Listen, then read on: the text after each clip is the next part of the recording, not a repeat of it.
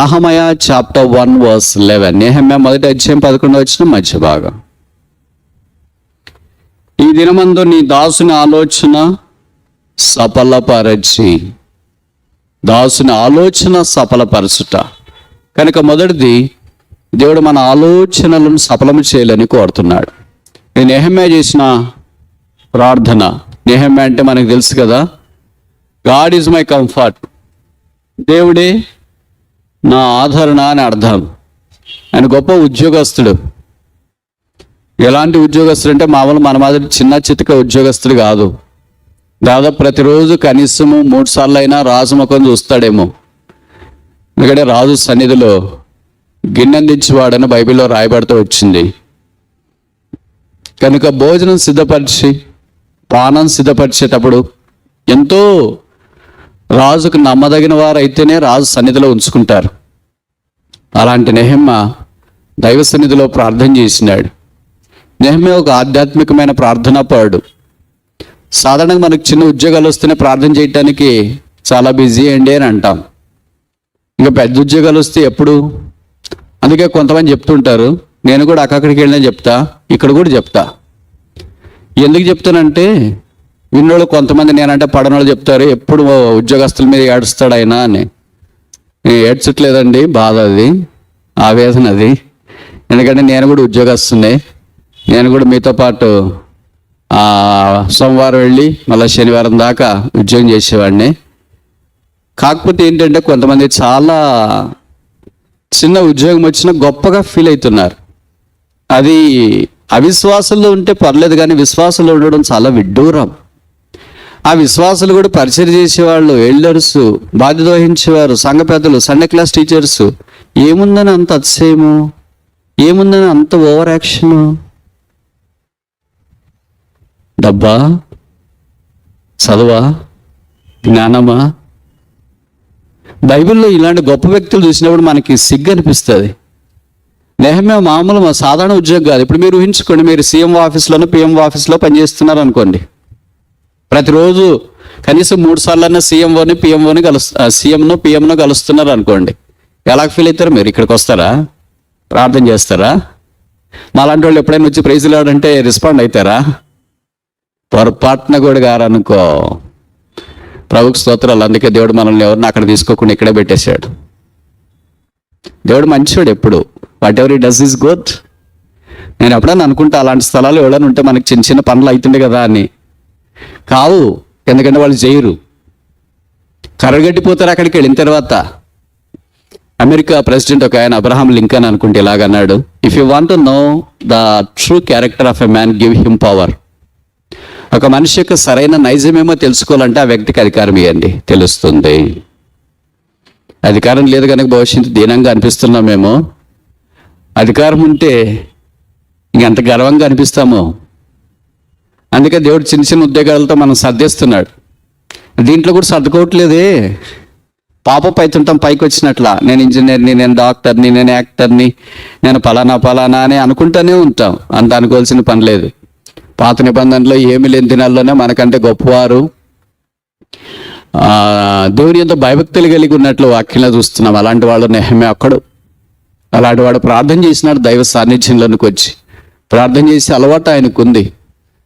అందుకే నేను చెప్తున్న సంగతి ఏంటంటే, మీలో ఉద్యోగస్తులు, గవర్నమెంట్ ఉద్యోగస్తులు, ప్రైవేట్ ఉద్యోగస్తులు ఎవరైనా మీకు ఎప్పుడైనా సహాయం చేయటానికి అవకాశం వచ్చినప్పుడు సహాయం చేయకుండా ఆగిపోవద్దండి. అంటే మీరు డబ్బులు వేయండి అని నేను చెప్పట్లేదు, ఎలాగో ఈరా, అది నాకు కూడా తెలుసు. ఫోన్ చేస్తే చాలా పనులు జరుగుతూ ఉంటాయి. ఒకవేళ మీరు బ్యాంక్ మేనేజర్ అనుకోండి, నా దగ్గర కొంతమంది వస్తుంటారు, ఎవరైనా విశ్వాసం లాంటి వాళ్ళు. బ్రదర్, మేము చాలా పేదోళ్ళమి, ఒక ఆటో కొనుక్కోవాలి లోన్లో. ఆ బ్యాంక్ మేనేజర్ మీకు తెలుసు అంటే కదా, మేము అందడానికి వస్తారంటే కదా, ఒకసారి ఫోన్ చేసి చెప్పకపోయావా అంటారు. సరే తెలుసు కదా అని చనువు తీసుకొని మనం ఫోన్ చేసి, ఏంటి బ్రదర్ అని మాట్లాడటానికి ఆరంభిస్తానా, ఇప్పుడు చాలా బిజీగా ఉన్నా, ఇంకోసారి మాట్లాడతానన్నా అంటాడు. ఇంకోసారి పొరపాటు కూడా ఫోన్ చేయడు, ఫోన్ చేస్తే లిఫ్ట్ చేయడు. ఎంతకాలం చేస్తారండి ఉద్యోగము? 60 ఏళ్ళు. ఆంధ్రాలో గవర్నమెంట్ ఉద్యోగం అయితే 62 ఏళ్ళు. తర్వాత మళ్ళీ మాతో పాటు రోడ్లోకి రావాల్సిందే కదా వాకింగ్కి. అప్పుడు ప్రైజ్లాడనా, బాగున్నారా? పాతవన్నీ మాకు గుర్తొస్తాయి తెలుసా. మీరు ఫోన్ లిఫ్ట్ చేయనివన్నీ గుర్తొస్తాయి, కనపడినవన్నీ గుర్తొస్తాయి, పలకరించినవన్నీ గుర్తొస్తాయి. మీరు మాతో చిరునవ్వుతో మాట్లాడుతున్నట్లు అనిపిస్తున్న అవే రీల్ దొరుకుతుంది ఇట్లా. ఎప్పుడైనా రావాల్సిందే ఇక్కడికి, జనజీవన స్రవంతిలోనికి ఎప్పుడైనా రావాల్సిందే. దేవుడు నిన్నొక స్థానంలోనికి తీసుకుని వెళ్ళిన ఉద్దేశం ఏంటంటే నీ ద్వారా కొంతమందికి క్షేమం కలిగించడానికి. If you are unable to do that, you are not really justifying your job. నువ్వు ఆ పని చేయకుండా ఉంటే, ఇతరులకు సహాయపడకుండా ఉంటే, నువ్వు ఆ ఉద్యోగంలో ఉండటానికి విషయం అవసరం లేదు. నీ కొరికే కదా ఉద్యోగము, నీ కుటుంబం కొరికే కదా ఉద్యోగం, అది లోకం చేస్తుంది కదా. మరి నువ్వు గొప్పగా చేసేది ఏముంది ఇంకా?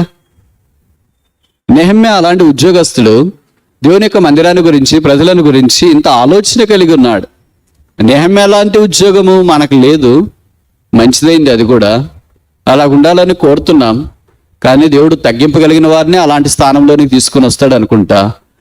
దీనులను ఉద్ధరించి దేవుడు మంటి మీద నుండి కిరీటానికి తీసుకుని వచ్చి దేవుడు. ఎందుకంటే చాలామంది అలాగ రాలేకపోతున్నామేమో. మీరు ఎక్కడున్నా సరే ఇతరులకు సహాయం చేయటానికి మీ చేతనైనంత మట్టుకు, నేను డబ్బు ఒకటి అనేది చెప్పట్లేదు. కొన్నిసార్లు మీ నోటి మాట, ఇందాక నేను చెప్పాను కదా, మీరు ఒకసారి ఫోన్ చేస్తే కూడా చాలా పనులు జరుగుతాయి. లోకమంతా మనకు తెలుసు కదా. మనకు పరిచయం ఉంటే దేన్నైనా ఏ పని అయినా ఇట్టు అయిపోతుంది అనమాట, సాధ్యమైనట్టు అవుతుంది. మనకు పరిచయం లేదంటే చిన్న పనికి కూడా రేపు రండి, వచ్చే వారం రండి, చూస్తాంలేండి, చేస్తాంలేండి, మళ్ళీ మాట్లాడదాంలేండి, ప్రయత్నం చేస్తాంలేండి, ఇలాంటి పదజాలం సాధారణంగా మనం వింటూనే ఉంటాం. నేను చెప్పే మాటలు మీకు అర్థమవుతున్నాయి అనుకుంటా. కొంతమంది ఉద్యోగంలో ఉన్నవాళ్ళు, వాళ్ళు ఎలాగో ఎవరికి సహాయం చేయరు, వాళ్ళ ఉద్యోగం అంతా వాళ్ళదే అని అనుకుంటారు. అలాగే వాళ్ళ జీవితం గడిచిపోతున్నప్పుడు మాలాంటి వాళ్ళు కనిపించి, ఏంటి బ్రదర్ ఈ మధ్యలో కనపడట్లేదు, మందిరానికి రావట్లేదు అంటే, అయ్యో అన్నా చాలా బిజీగా ఉన్నాము. ఎంత బిజీ అంటే మీకు తెలుసు కదా, ప్రతిదానికి ఏదో ఒకటి లింక్ పెడతారనమాట వాళ్ళు. అందుకే ఇప్పుడు వచ్చింది అనుకో, ఎలక్షన్లు వస్తున్నాయి కదా అని లింక్ పెడతారు, ఎలక్షన్లు అయిపోయినాయి అనుకో, ఎలక్షన్లు అయిపోయినాయి కదా అని లింక్ పెడతారు. ప్రధానికి ఏదో ఒక లింక్ పెడతానే ఉంటారు. ఏదో మాట్లాడాలనుకున్నప్పుడు ఏదైనా మాట్లాడచ్చు, కానీ మాట్లాడకూడదు అనుకున్నప్పుడు బహుశా మాట్లాడటానికి అలాగా అవసరం లేదేమో. బాగా చదువుకునేటప్పుడు నెమ్మదిగా దేవుని మంది రావడంలో కనిపించి దేవుని కొరకు ఎంతో భయభక్తులు కలిగి ఉన్నట్లు కనిపిస్తారు. ఏంటి బ్రదర్ అని అంటే, అబ్బా నాకు చదువు ఉంది, చదువు పరీక్షలన్నీ అయిపోయిన తర్వాత చూడు, ఇంకా మందిరము, సువార్త, పరిచర్య, దైవికమైన కార్యాల్లో నేనే ముందుంటా అంటారు. పరీక్షలు అయిపోయిన తర్వాత ఏంటి బ్రదర్ అంటే, రిజల్ట్స్ రానన్నా వచ్చిన తర్వాత చూడండి అంటారు. మనమేం నిజంగా చూడాలని అనుకుంటాం. రిజల్ట్స్ వచ్చిన తర్వాత వేరే కాలేజీలో అడ్మిషన్, ఇంజనీరింగ్ లేదా బయటకి ఎక్కడికైనా చదువుకి వెళ్ళాలని ప్రయత్నం చేస్తూనే ఉంటారు. అది వచ్చిన తర్వాత దాంట్లో చదువులో పడిపోయినాం. అసలు మామూలు చదువులు కాదు, మీకు తెలుసు కదా. ఆ కాలేజ్ అంటే, ఆ ఊరంటే, ఆ దేశం అంటే అంత చిన్నగా ఉంటే కుదరదు కదా. అక్కడ అంతా వేరేగా ఉంటుంది అనుకో, మీకు తెలియదు అనుకో అని అంటూ ఉంటారు. సరే, వేరో కారణమో తెలియదు, మొత్తానికి అక్కడికి వెళ్ళారు. ఆ తర్వాత ఏంటి బ్రదర్ ఇప్పుడు చదువుకుంటున్నారు కదంటే, ఉద్యోగం వచ్చిన తర్వాత చూడన్నా స్వేచ్ఛగా ఉంటా, అప్పుడు జీసస్ లవ్స్ బ్యాగ్ తగిలించుకొని యేసు ప్రేమిస్తున్నాడని, ఇంక మందిరము, సేవ అంత అప్పుడు సువార్త. చూడు, మీరు ఒకసారి చూడండి అండి. మనం ఏంటంటే నిజమేనేమో వెళ్ళు అని అనుకుంటా. ఉద్యోగం వచ్చిన తర్వాత పొరపాటును కూడా కనపడి ఎప్పటిదాకా పెళ్ళి అయిపోయి పిల్లలు పుట్టేదాకా. ఎందుకంటే వాళ్ళని సంబంధాలు చెప్తారేమో, దైవ సంబంధాలు అని వాళ్ళకి భయం. అబ్బాయిల సంగతి చెప్తున్నా, అమ్మాయిల సంగతి కాదు. నాకు ఇది అనుభవం కూడా. చాలామంది చదువుకునేటప్పుడు ఇంజనీరింగ్, మెడిసిన్ ఇవన్నీ చదివేటప్పుడు ఎంత దాకా ఉంటారంటే, కరెక్ట్ ఉద్యోగాలు వచ్చేదాకా అన్నా అన్నా అన్నా అన్నా. ఉద్యోగం వచ్చిన తర్వాత పొరపాటును కూడా కనిపించదు, అంతా డీలింక్ అయిపోయి ఉంటాడు. ఎప్పుడో ఇలాంటి మీటింగ్లో కనిపిస్తాడు, అన్నా ఎట్లున్నారన్నా అని. నేను ఎట్లున్నానో పర్వాలేదులే, కానీ నీ సంగతి ఏంటి, ఇదిగో పక్కన సిస్టరు, పిల్లలు, దేవుడు మాకు ఇచ్చినాడు, మేము పలానా దగ్గర ఉన్నాం, ప్రార్థన చేయండి అంటారు. సరేలే, ఏదో ఒక మంచి పని చేసినావు కదా అనుకుని మేము ప్రార్థన చేస్తాం. ఇప్పుడు ఆ తర్వాత సంగతి ఏంటి మరి? పిల్లలతో చాలా బిజీ అయిపోయినాము, మందిరానికి రాలేకపోతున్నాం, ప్రార్థన చేయండి. పిల్లలు పెద్దగా అయిపోయిన వెంటనే మందిరానికి వచ్చేస్తాం. పిల్లలు పెద్దగా అటు చదువులు ఇటు చదువులు అని వెళ్ళిపోయిన తర్వాత ఏంటి బ్రదర్ అని అంటే, అయ్యో అన్న ఇప్పుడు ప్రమోషన్లు వచ్చేసినాయి, చాలా కష్టమైపోతుంది. సిస్టర్ కూడా ఆమెకు ప్రమోషన్ వచ్చింది, ఆమె ఉద్యోగము నా ఉద్యోగం, అసలు బ్యాలెన్స్ చేయలేకపోతున్నాము. ఇంకా మేము రిటైర్డ్ అయిన తర్వాత చూసుకో, మాకు మందిరంలోనే ఒక చిన్న గది ఇవ్వండి చాలు, కానీ అక్కడే ఉంటామంటారు. నిజమేనేమో, వీళ్ళు పాపం మందిరానికి వస్తారేమో, రిటైర్డ్ అయిపోయిన తర్వాత ఇక్కడే గదిలో ఉంటారేమో అని మనం గది శుభ్రం చేసి అంతా రెడీగా చేసినాం అనుకో, మెషి గిషి కొట్టి దోమలు లేకుండా కత్తని గిట్టని వేసి ఏసీ గీసి పెట్టేసి, వాళ్ళు రిటైర్డ్ అయిపోయిన తర్వాత ఏం బ్రదర్ అని అంటే, ఏమి ఇంకా బెనిఫిట్స్ అని రావాలన్నా, వచ్చిన తర్వాత ఒకేసారి వస్తామంట. బెనిఫిట్స్ వస్తూ ఉంటాయి. ఆ తర్వాత వీళ్ళకి షుగర్ లెవెల్స్, బీపీ పెరిగిపోతూ ఉంటుంది. భార్య ఒక మనసు మీద, భర్త ఒక మనసు మీద పడుకొని ఉంటారు ఇంట్లో హాల్లో. ఎవరో ఒకళ్ళు ఫోన్ చేసి చెప్తారు వాళ్ళకి బాగలేదని. మనం పోతే ఏం బ్రదర్ అంటే, ఏమి సంచి తగిలేసుకొని మందిరికి వస్తాం. రావాలనుకున్నా, రాలేదు, తీసుకుని వెళ్ళిపోతా. సరే, ఆయన కొరకు సంఘం ప్రార్థన చేసింది, ఆయన బాగా అయిపోయాడు. ఏంటి బ్రదర్ బాగట్లేదు అంటే, సిస్టర్కి బాగాలేదు, ఆమెకు బీపీ స్పాండిలైటిస్ అన్నీ ఎక్కువైపోయినాయని. సిస్టర్ కొరకు బ్రదర్, ఏం సిస్టర్?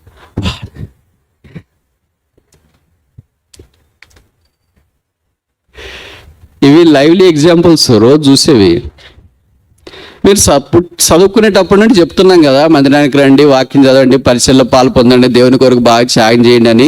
చదివేటప్పుడేమో ఉద్యోగం వస్తే అంటారు, ఉద్యోగం వచ్చినప్పుడేమో పెళ్ళి అయితే అంటారు, పెళ్ళి అయినప్పుడేమో పిల్లలు అయితే అంటారు, పిల్లలు అయిన తర్వాత ఏమన్నారు, అంత సెటిల్ అయిన తర్వాత అన్నారు, అదంతా అయిపోయిన తర్వాత పిల్లలు అయిపోతే అన్నారు, ఆ తర్వాత ఏమైనా రిటైర్డ్ అయిన తర్వాత అన్నారు, రిటైర్డ్ అయిన తర్వాత ఏమైనారు, షుగర్ బీపీ వచ్చింది, ఎక్కిన మంచం దిగలేకపోతున్నారు, మీ పని మీరే చూసుకోలేకపోతున్నారు, వచ్చి దేవుని పని ఏం చేస్తారు? అప్పుడు చెప్తారన్నా, దేవుని కొరకు